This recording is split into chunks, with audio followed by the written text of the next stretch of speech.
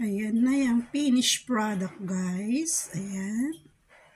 Napakasarap niya. Tara, samahan niyo ko kung paano ko siya lutuin.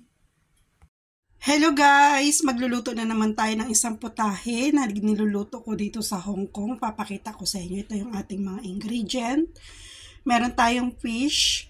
Ito yung parang binuro na vegetable dito. Saka gagamit tayo ng spring onion at saka itong lemongrass. Ayan. Ayan siya guys. Tara, umpisa na natin. I-steam lang natin to guys. Ayan, gagamit tayo ng pag-i-steaman natin. Ito yung napili ko, yung parang palayok na maliit. Lagay muna natin yung isda. Ayan siya. Salansan natin yung isda. Ayan. Ayan. Hindi muna natin ito lalagyan ng mga kung ano-ano. Kasi steam nga.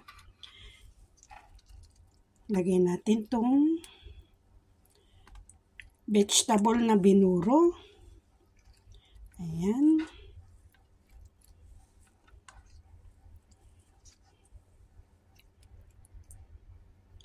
Ayan siya guys.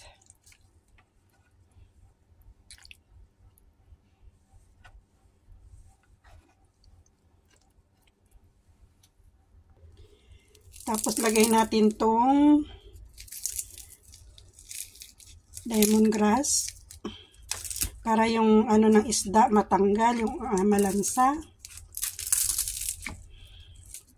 Yan, sa ano lang. Ayan siya guys, i-steam muna natin siya ng ganito. Tapos mamaya natin itong lagay yung spring onion. Tara, i-steam na natin. Ayan siya, buksan na natin. Balikan natin siya mamaya. Pag kumulo na siya, takpan muna natin. Check natin guys. Ayan na siya. Kumulo-kulo na. Ayan, okay na yung isda. Ayan. Ano natin? Kunin na natin siya.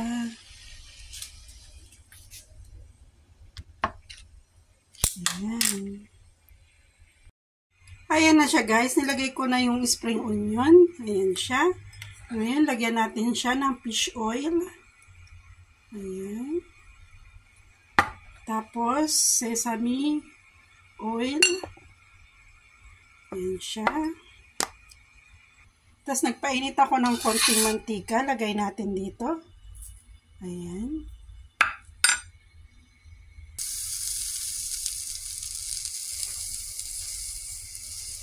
Ayan. Lagyan natin siya ng oil na mainit para maluto yung spring onion. Ayan.